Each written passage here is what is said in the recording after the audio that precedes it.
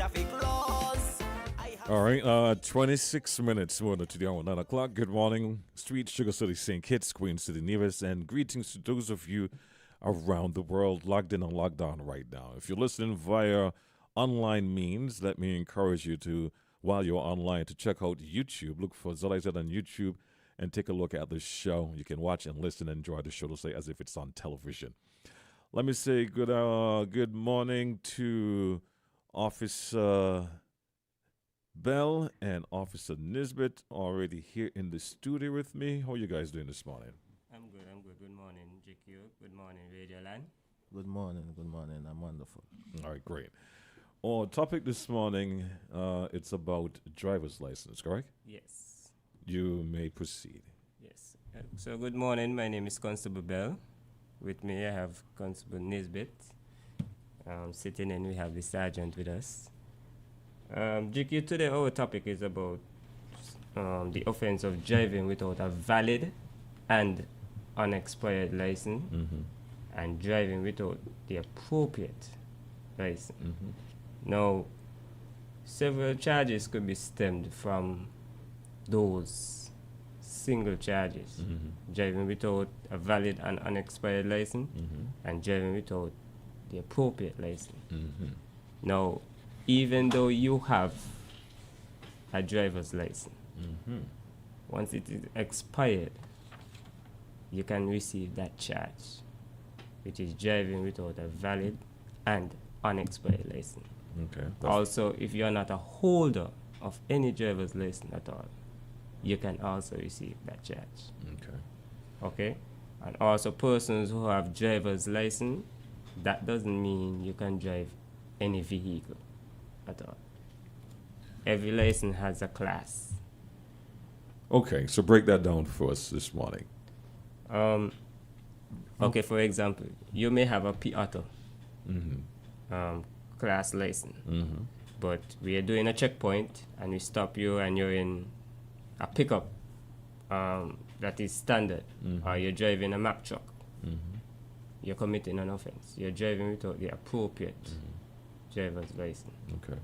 Okay, and if you get in an accident driving without the appropriate driver's license, that can cause problems in terms of compensation from the insurance. Does each of these offenses carry different penalty, or the penalty is the same straight across the board? Yeah, the same penalty. Same penalty. To add, before we move on, right? In St. Kitts, we have about 9 classes. 9 classes. 9 classes of license. Right. The classes speak about the ton of the vehicle. Right? The weight of the vehicle, that is what the classes speak about. So we have class A, B, C, D, E, F, L for learners, M, and P. Right? Most people have P. Right? That says that you can drive any vehicle that is registered under the weight of 2 tons or less. Right? That's what it says. Right? Class M is for motorcycle. Class L is for learners. You cannot drive without an instructor. Not because you have the permit. It does not say that you can drive with someone who just have a regular license. Right. It must be an instructor license. Right. To be teaching you to drive. So give me an example. Right? Like, let's say you have a son. He has his permit, but you have a driver's license, so you own a vehicle. That does not give you authority to teach him to drive on the government road with your license. You have to have an instructor license. And if caught, what are the penalties? Permitting another to drive will not covered by insurance. Okay. That's for you. That's Right. the person who is the owner of the vehicle and permitting that person to drive. But the person who is driving would be driving without the appropriate class or could be charged for driving without a valid and expired license. Okay. Forgive me for interrupting you. No, I'm no, looking it's at the time and I want to make sure Yeah, that's we okay. cover as much as we can. And real quick, while you're making your presentation, And the person would be charged for driving when not covered by insurance also. Okay. I want to throw to the public that the lines are open. So if you hear anything at any point that you want to clarify or ask a question, you can do so. As a matter of fact, we now have a caller calling in. Let's get this caller on air. Good morning. Yes. Good, Good morning to the general public. yes, morning. Can you hear him? Turn up the volume. I am pretty glad that you all have this topic. And I'm going to tell you what. You know my volume a little bit started. In the studio, so that it started. Right. When Inspector Cale was up at traffic, same topic came about, right? And what they noticed that the general and you just get a license. And what happened after you just get a license now, they find that everybody with the pocket, family them have keep answer. Right? So they find that everybody was driving higher than what they get the license. Right? Nobody gonna what the case said that they will have to up the license. So the general, if you get a license, another tonnage, you will have to go up in another tonnage. I remember on the radio said that. And up to the other day, somebody had the conversation. I said, nobody never ever the extra tonnage at night. Because they said, what more people driving with the extra tonnage, but then somebody but I was looking for that it doesn't matter if you just get license, you're driving a jeep, or you're just going to be tired of what you're licensing.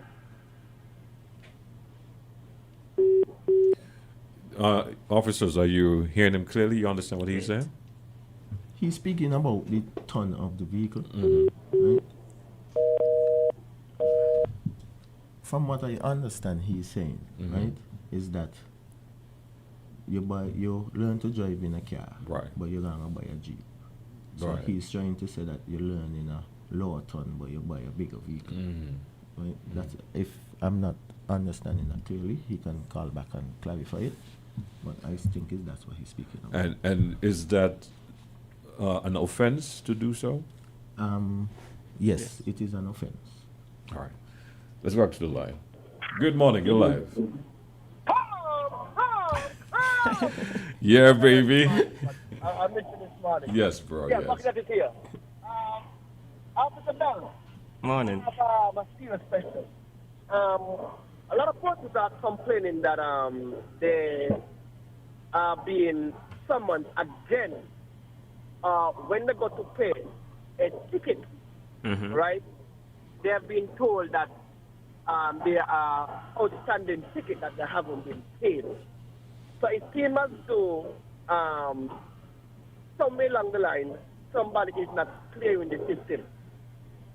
So it's like you go to court, and when they check, they see you have tickets since 2020, and we know it's 2025. But you would have already paid the ticket at the court. So there seems to be a linkage that is missing between the court and the traffic department. I want to look seriously into that. You know, and also, I think you all need to look closely into following up and outstanding tickets that are not being paid. I can remember I get a letter from an officer came by my house, and they said, I have a ticket. I'm like, a ticket for what? They said my vehicle was on Fourth Street Park illegal. And when I look at it, the ticket was from 2020. So I said, officer, do you know what year we're into? He said, yes. I said, so nobody ever reached out to me? Because bear in mind that your vehicle can be parked illegal on a airline. This is still illegal.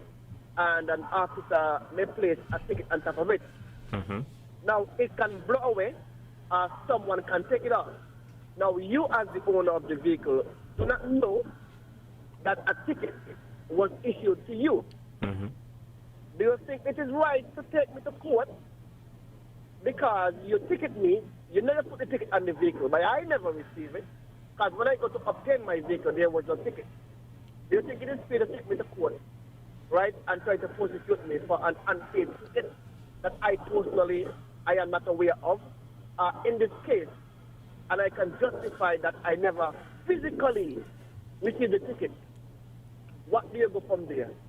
That's basically two questions, all tied into ticket, unpaid ticket, resolving ticket, paying the system. So when you go to court, they know that the ticket has already been paid and you don't be penalized for outstanding ticket. Okay. Thank you very much. No problem. To your first question, that is something we will look into in terms of the ticket clearing.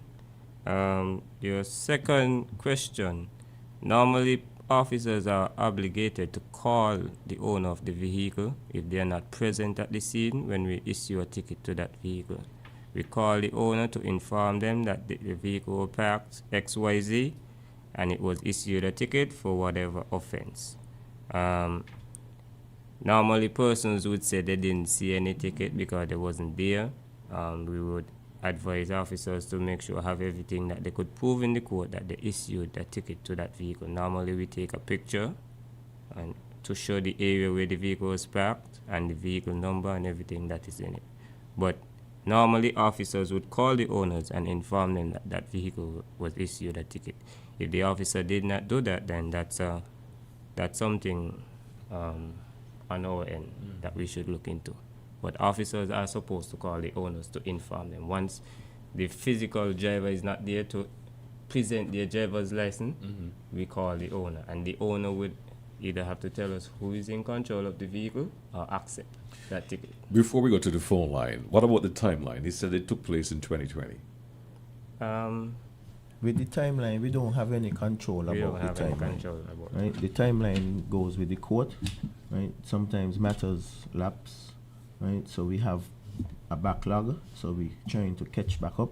And so that's why we ask people, if you pay your ticket and you have your receipt, please secure it. Right? If you receive a summons for that ticket that you already paid, once you present the receipt, right, we can also clear it from the court list. Okay. Right? So you don't have to pay the ticket twice. Once you have the receipt, right, you just show that you have the receipt and we mark it that it was paid. Because the receipt we have on the ticket number, everything on it. Right. Right? We just mark it that it was paid and we just take it off the court list. Okay. Let's go back to the phone line. Oh, you had something to say, Mr. Bell. We could take the call. Okay. Good morning. You're live. Good morning, sir. How are you today? I'm good, thank you. And to everyone, the officers in the studio, good morning to you. Good morning, sir. Officer, I like the topic for this morning, driver's license. I have a question to ask you. If I have a driver's license to drive a Toyota Hilux or a Nissan bus, does that equally the weight of a truck, a Safari? I wouldn't know, sir. We would have to check the vehicle and the weight for that vehicle and then decide. But the classes are based on the weight of the vehicles. I would like for you all to do that. Obviously, I'm not speaking on any one behalf in a bad or a good way. I'm speaking on the behalf of protection and safety for motorists, pedestrians, and the traffic. Because I know, not from my experience, I observe there are some of us, when I speak about people in society, I say us and we, there's some of us who drive buses have then transferred that desire and intention to drive a truck. Let me make it clear to you, and I am a very open and well-spoken person. There is a lot of cab drivers who once drive buses, maybe driving Coaster now, and even Safari. And I am asking you all very carefully to take a stand to look to see if these things are right to do. Because if I am going to get a Coaster or a Safari, I will come to find out if my license, I have a Type A license, and I know what the weight is recommended and true for me to drive. I am asking you all to take some time and look at what I said carefully. Officers, I thank you all for listening, and do have a good day. Goodbye. Thank you for your information, sir. Okay. Before we move on, right, Uh-huh. I'm gonna just read the license, Go the ahead. classes, and the tons. Right. Class A license. Right. You can drive 4 tons or less. That's 4 tons or less for a Class A license. Class B license, you can drive 8 tons or less. Right? Class C, you can drive weight exceeding 8 tons, meaning you can drive almost any vehicle except a tractor from agriculture, tractor, a motorcycle, or heavy construction equipment. Right. So you can, with a Class C license, you can drive up to a big truck. Okay. Right? You just cannot drive a backhoe and those things that you use on a construction site. Okay. Right? Okay. Class D, right, is for agriculture tractors. Class E is for heavy construction equipment. Class E is for those backhoes and stuff that you use, Right. the forklifts and stuff. Right? Class F means that you can drive any single vehicle once you have a Class F. Right. It doesn't matter the vehicle, you can drive any vehicle. Class L is the loaners, Class M is the motorcycle, and Class P is 2 tons or less. And GQ, just to add, for each class, there's an automatic license to each class. So we have P, Class P Auto, Class A Auto. So if you have an A Auto, that doesn't mean you could drive a vehicle 4 tons unless that is standard. Okay. It has to be an automatic vehicle. Okay. If you have a Class A, then you can drive standard or automatic. Okay. But once it's specified automatic, you cannot drive any standard vehicle. All right. Okay? GQ, I just, Before you continue, gentlemen, we are receiving some calls. we could take over. Okay, cool. Good morning, you're live. Good morning. Good Good morning. morning. The caller previously asked a question about driving a bus and then moving on to safari. I think they have to try to answer the question. Just send some support. I do believe, and I maybe we saw very well, that once you are driving, you have a Class A. That permitted to drive as a taxi car. The taxi driver must have a Class A license. And Class A covers a bus, coaster, and a safari. If memory serves me right. So as we stated, it all depends on the weight of the vehicle. So even if you have a Safari and it exceeds that weight limit, you would have to get the class that supports the weight. Mr. Bell, what I'm saying to you, the Class A, to be a taxi driver, you must have a Class A license, correct?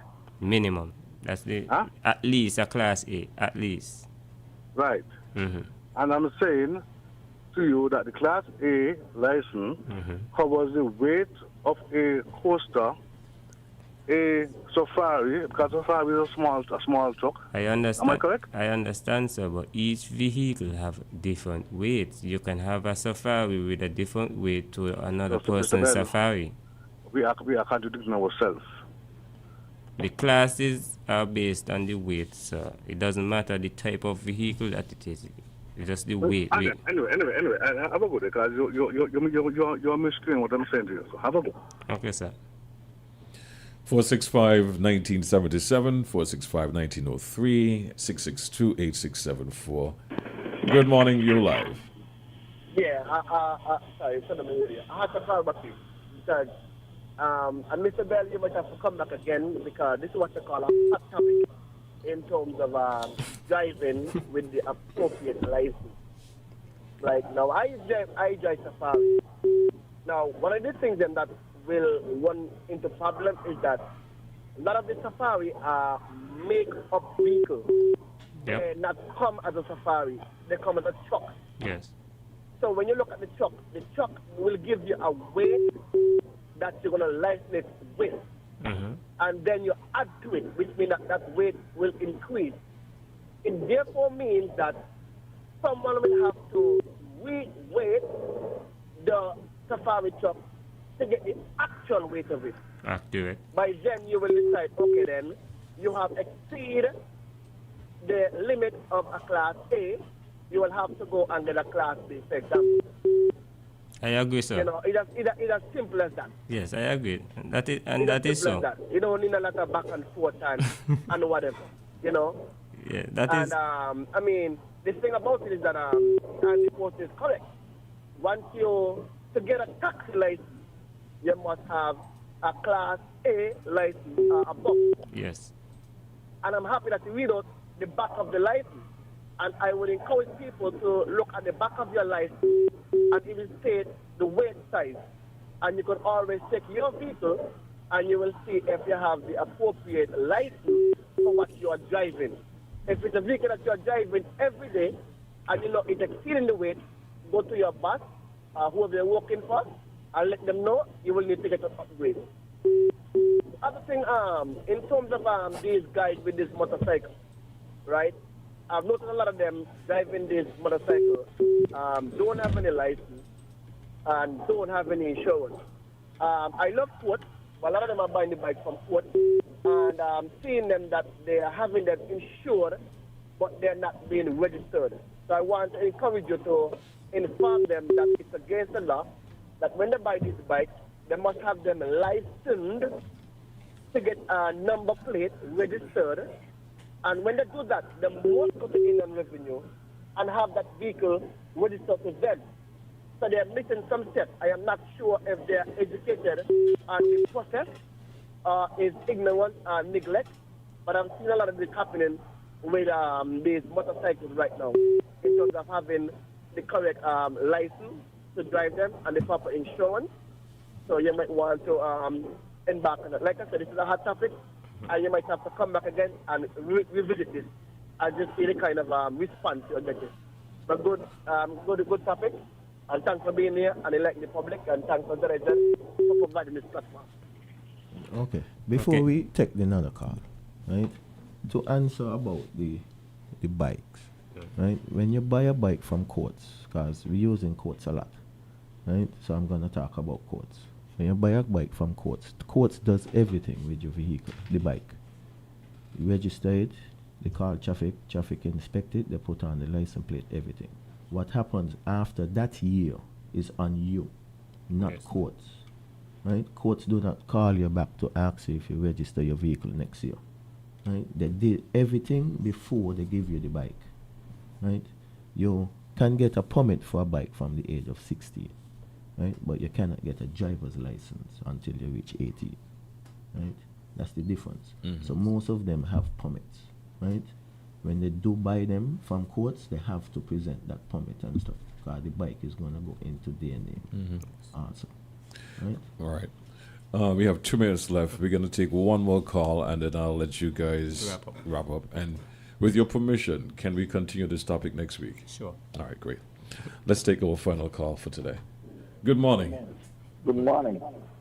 I just want to find out what is the procedure when somebody comes overseas, say for Jamaica or Trinidad, and they get the license, they have a license. Because what I know and what I witnessed, someone went with a permit, right? And I think they had it for about 3-4 years at the permit. And when they finished the permit or something, before the permit expired, they went for the license. And the person failed. But as the police failed the person jumped back in the vehicle and gone. And saying, it didn't make no sense because the permit ain't up, but I had the permit to drive, and they just drive around still. So what is the procedure? Because that ain't something is missing there. Because if you fail, but you have a permit to drive, and you just fail, but you could jump in the vehicle and go drive again. So what is the procedure? Explain that to me, sir.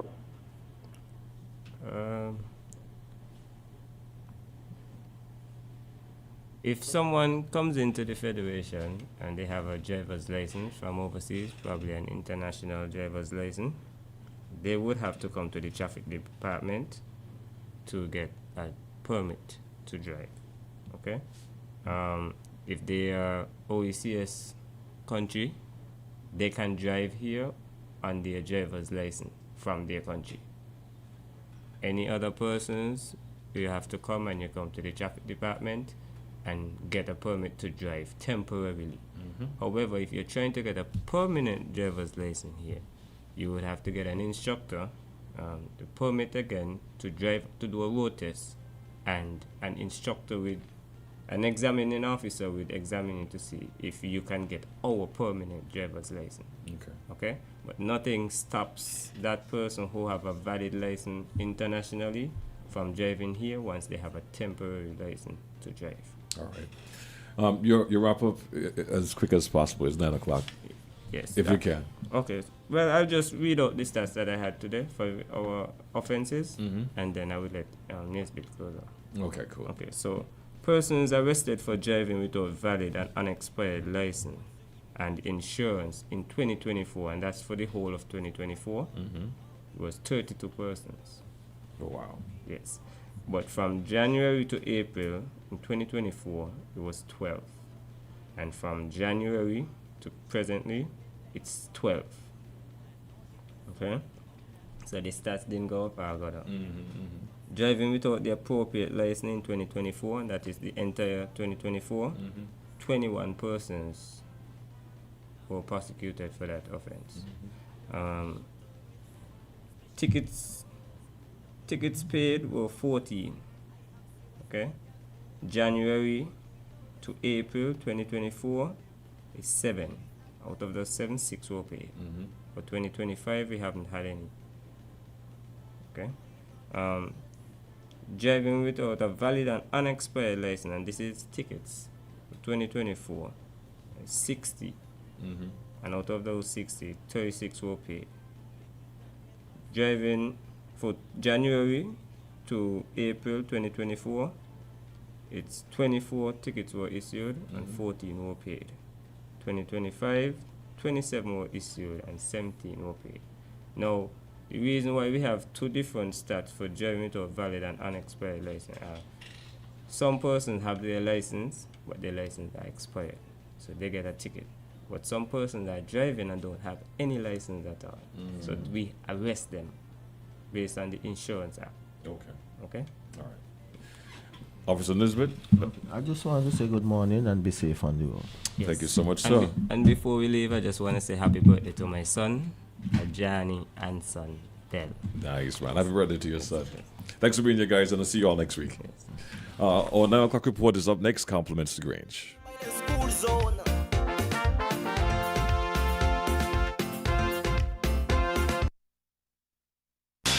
You're simply the best.